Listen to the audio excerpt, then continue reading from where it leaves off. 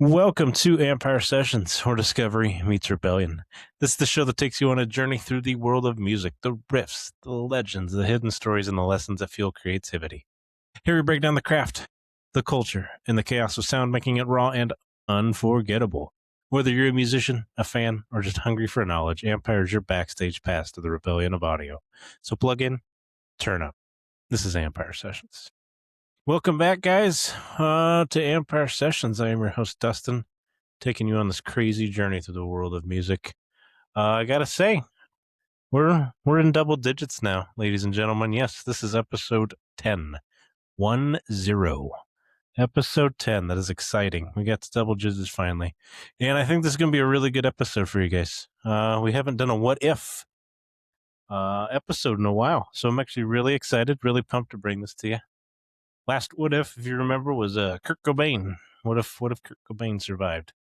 But this is going to be a little bit different, but still around a musical topic, and I think it'll be a fun journey just to see what would have happened if certain things happened. So yeah, without further ado, we're going to step into an alternate universe today. It's going to be a world where metal didn't stay underground. It didn't stay niche.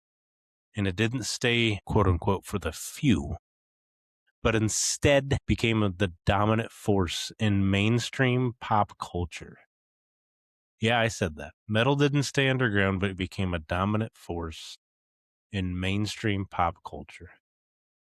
And now, this is for everyone with an open mind, okay?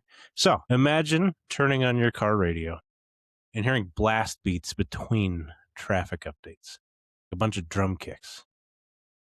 Imagine going to a grocery store, and while you're shopping, getting your eggs, getting your milk and all that, and then all of a sudden you just hear melodic death metal while you shop and pick up your Captain Crunch. This is what it is supposed to be about, guys. Funny. And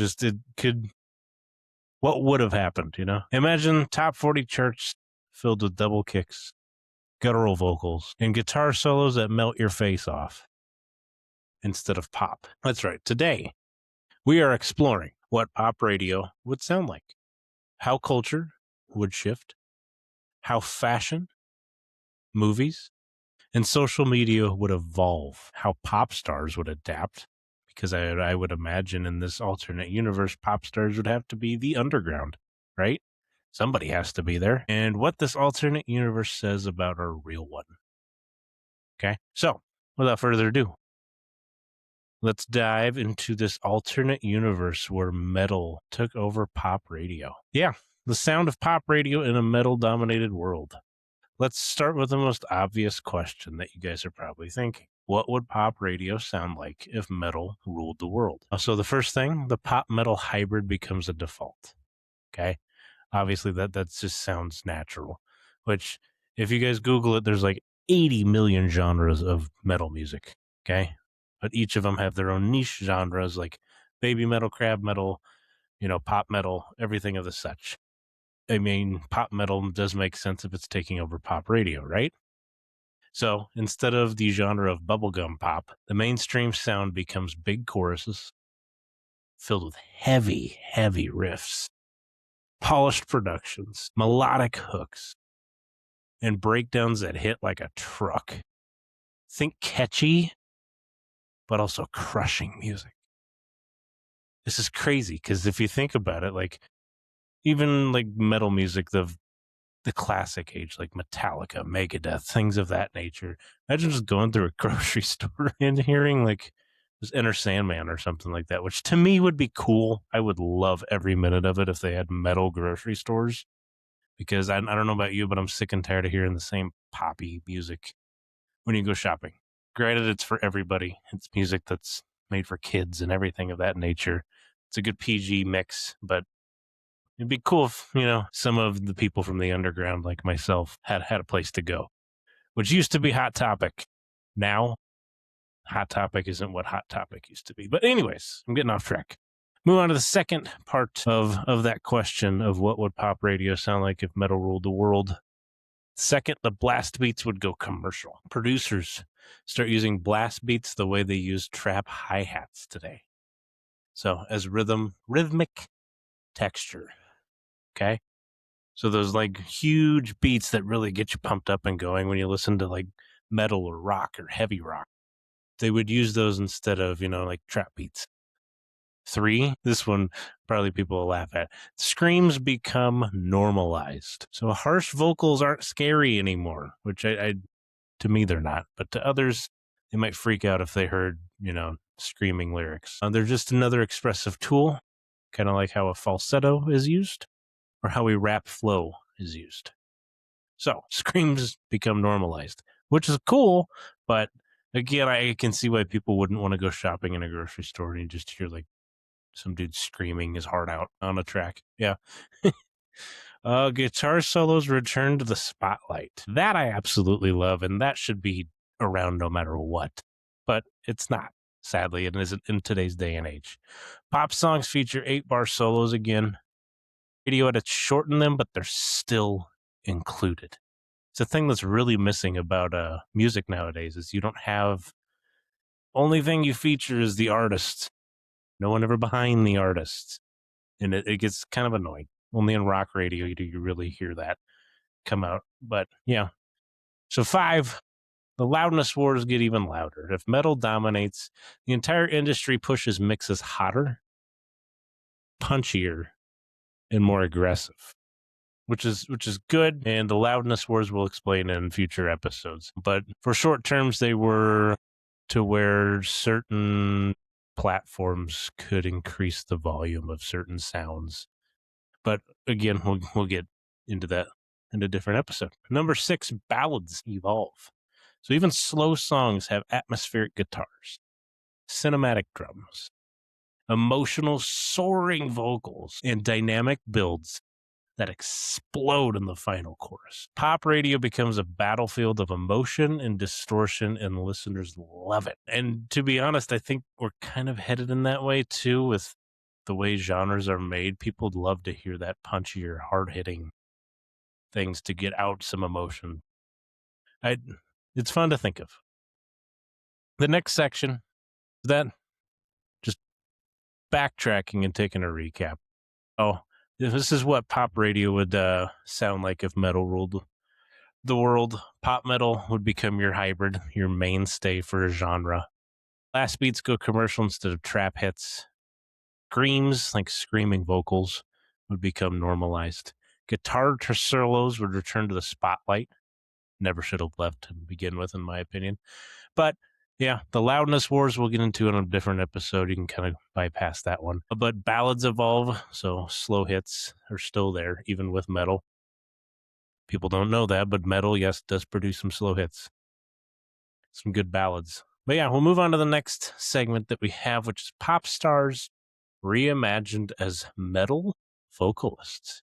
Should be an interesting little section. So we need to talk about the artists. So in this universe, every major pop star adapts to a metal landscape, and the results are weirdly wild. 1, vocal training changes, okay? So instead of training on runs and falsettos, vocal coaches start to teach on fry screams, false chord techniques, stamina for long and intense performances, breath control for harsh vocals.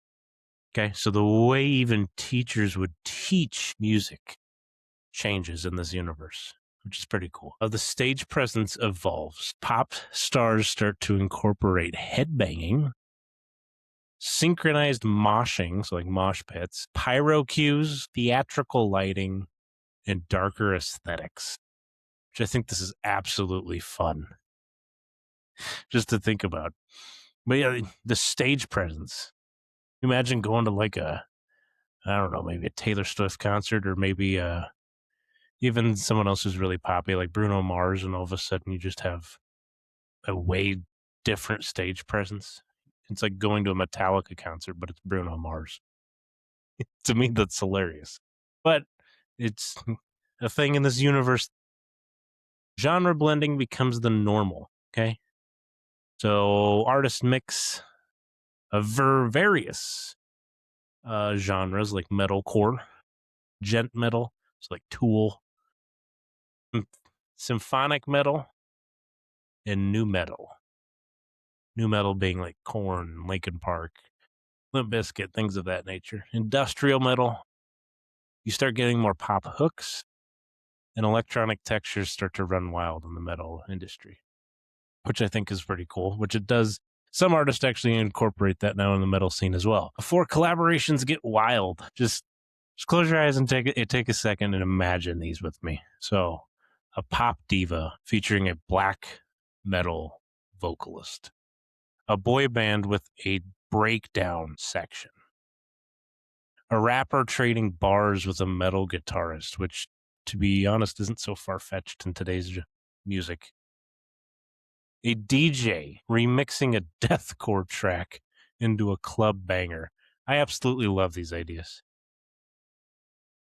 I don't know, you could put a boy band with a breakdown section. Can you imagine like NSYNC, Backstreet Boys, Boys to Men, groups of that nature, but they have a breakdown section, like screaming guitars and headbanging and different rhythms. A rapper trading bars with metal guitarists. That's not so terrible and far-fetched of an idea, especially with nowadays. Like you figure you have like MGK, who's really turning into a pretty good artist, in my opinion, because he's shifting how people perceive his music, which is amazing. He's going to many different genres, kind of like Jelly Roll is as well.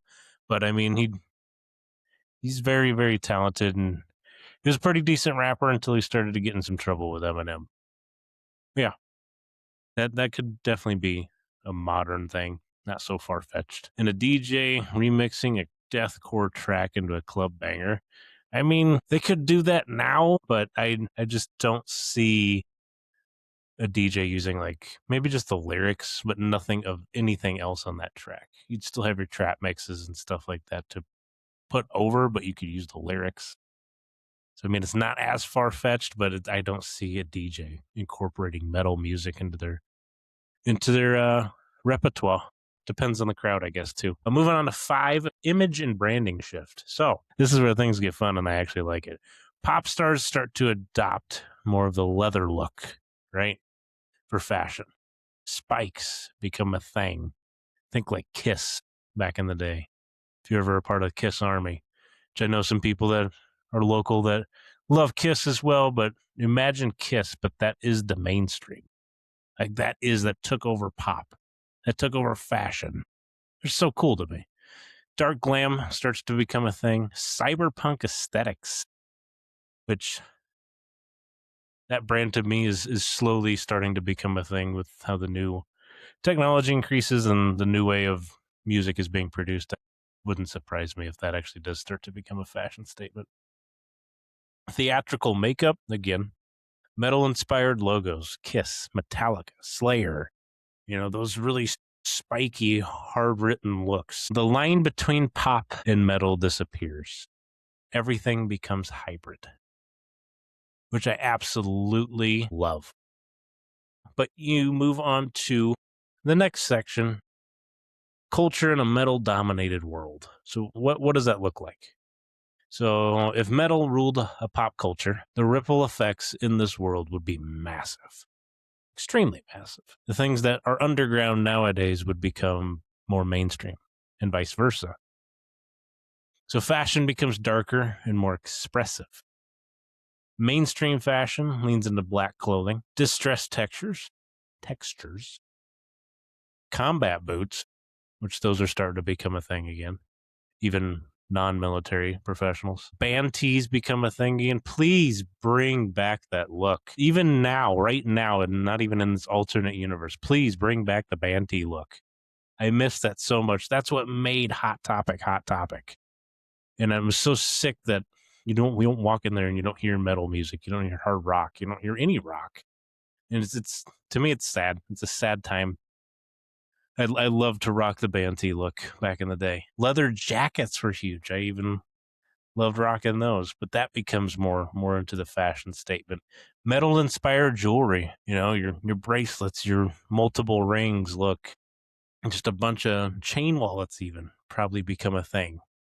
When was the last time you saw someone use a chain wallet? Well, I've seen one recently, which I think is still cool. I'd still rock one if I could find mine. But yeah, fast fashion brands release metal collections. Imagine walking into like a Lululemon. You just got a metal section. Just J.C. Penney or something like that, and you just got a whole section adopted to the metal industry. Personally, I would love that. And I know a bunch of other people that would too. But it's a funny thought to think of because you probably know it never would happen. But if they wanted to be more inclusive, it's not a bad idea to begin with. Number 2, movies and TVs adopt heavier soundtracks. Yeah. Some earlier in the 2000s and maybe late 90s started to adopt a little bit more heavier riffs and stuff like that for their soundtracks. You don't really see that much anymore. Kind of cool to get back to that. Some action movies with some heavy things. But yeah, action scenes feature metal riffs like I just explained. Romance scenes use atmospheric post-metal, which I kind of do like. It gives you that slow but a little bit heavy feel to it. And then coming of age films use emo metal hybrids, which is pretty interesting to think of. Move on to 3 social media trends shifts. So these are going to be funny, especially for the younger generation too. So instead of dance challenges, you get scream challenges. Kind of not a bad idea. I mean, could really see who has what it takes to be in the metal industry nowadays, but that'd be kind of cool. Riff duets. I actually like that. It might get people playing instruments a lot more. So you could actually have riff duels or duets too. Breakdown transitions, and then show me your metal glow up trends. That would be kind of cool. It'd be some cool trends if those were ever implemented in our universe. But we're talking about an alternate universe, right? So next to be festivals become mainstream events. Man, I miss going to huge metal concerts. I need to go to a few this year. Metal festivals rival Coachella. I mean, some of them are already starting to. And I mean, when we were young series and all that happened. First one happened in Vegas, I think, a while ago. We had those, and then there's a bunch of other ones like River Riot in the Midwest area is really popular. Yeah, those start to rival your main stages that you see, like Coachella. Families attend, brands sponsor stages, which when's the last time you looked at a metal stage and saw a bunch of brands, just logos, sponsorships? It's been a hot minute. I don't can't recall the last concert I saw where there's actually sponsorships around the stage. Besides if it's like a huge event like River Riot or something. The culture becomes inclusive, not niche, which slowly, ladies and gentlemen, that is also becoming the norm in our day and age right now. Going into a genreless day and age in our current universe, yeah, metal is slowly becoming inclusive and not just a niche. Not so much underground. But before I get off track, let's continue with this alternate universe. Subgenres explode.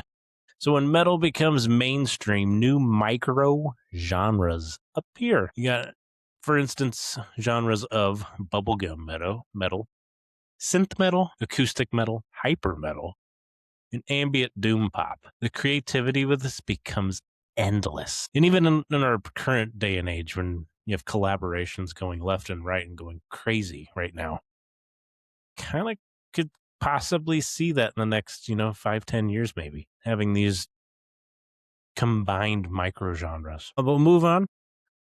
So I guess one of the main questions you're probably asking is, how would the industry change? So a metal dominant world would reshape the entire music industry, guys. One, labels would invest in heavy music. So metal bands would get the budgets pop stars get today, which there's probably a lot of bands out there right now that are like, finally. But sadly, it's not our universe. It's an alternate universe. So yeah, metal bands get the budgets pop stars get today, which could be a massive. Think of the great metal bands that could put on massive tours and sell out multiple stadiums and venues. Man, it's crazy to think about what metal could do with the budget that pop would have. You get high production videos, massive tours. That would be fantastic for some bands. I mean, you think of like classical rock, but have that metal feel to it, like Kiss, things of that nature. already have massive tours, but imagine if you could get that on a normal basis. That'd be huge. Global marketing for heavy music, that would be nice as well. But like I said, that probably would never be a thing. I mean, just sadly, the way our society is. Producers become metal specialists. I mean, there's a few out there right now that are absolutely wonderful at what they do for the metal community.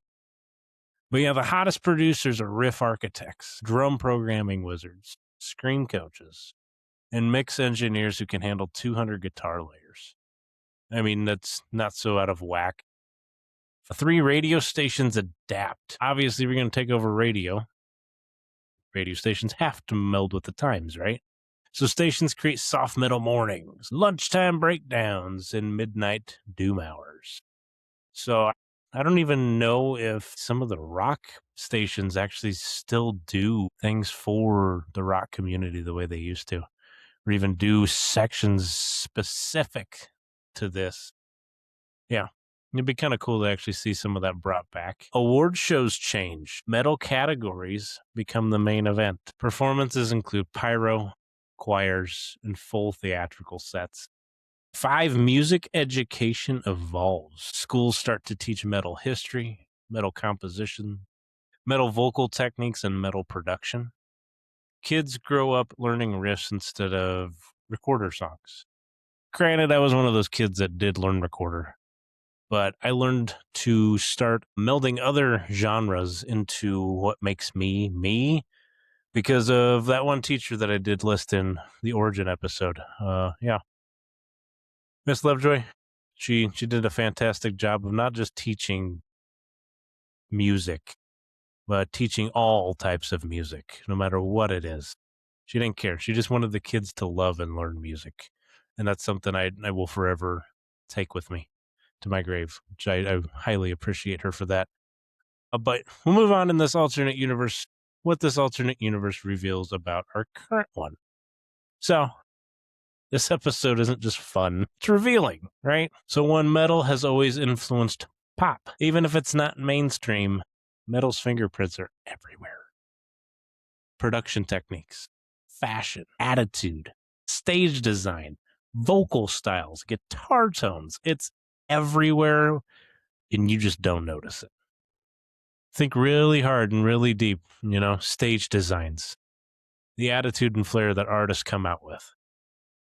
It's the guitar tones you hear. Without even noticing, metal and the rock industry have had their fingerprint on everything. You just haven't noticed. Number 2, pop culture loves rebellion. Metal represents rebellion, and pop always absorbs rebellion eventually, no matter what it is. Number 3, heavy music is more accessible than people think. Most listeners love big emotions, right? Big sounds, big energy. Metal delivers all 3. Again, people haven't noticed that, though. 4, genre walls are thinner than ever. In our world, metal and pop already blend, just not on the high listener scale. Very true. The way collaborations work nowadays, and you're slowly going towards genreless music, you've already had metal and pop collide. It just hasn't blew up the way you think yet. 5, the future might look more like this than we actually think. And there was multiple things when I was going through this episode with you guys, bringing up multiple things that don't sound so far-fetched, right? Because of the world we live in. So as younger generations embrace a heavier sound while still paying homage to the legends, the mainstream is shifting. So let's be honest, this alternate universe might not be far-fetched as it seems. But yeah, thank you very much, guys. That is it for today's episode. I hope you enjoyed this one. I know it had some rambles in there, but the main theme of it was what would happen if metal took over the pop radio and even the pop scene that is nowadays. Kind of an interesting thought. Good shower thought. But yeah, we expanded the deep dive on the alternate universe. With this episode fired up your imaginations, don't worry. It's not going away anytime soon. We will have continuously more what ifs as we go along through this journey throughout this podcast and this year. But yeah, if you feel Like it fired up your imagination, and someone else should really take a look at this if they love heavy music or someone needs to hear what pop radio could sound like in a wilder world. Don't forget to hit that like, that share, that comment, and subscribe, please. I appreciate your listen. If you want a deeper dive into this behind the scenes extras, extended breakdowns, eventually when I get exclusive interviews, everything will be on my Backstage Pass, www.ampyresessions.com. Feel free to take a look there. And yeah, you've been listening to Ampyre Sessions, where discovery meets rebellion. The journey doesn't stop here. Keep exploring, keep creating, and keep the fire alive. Until next time, stay loud, stay bold, and never fade into the noise. This was Ampyre Sessions.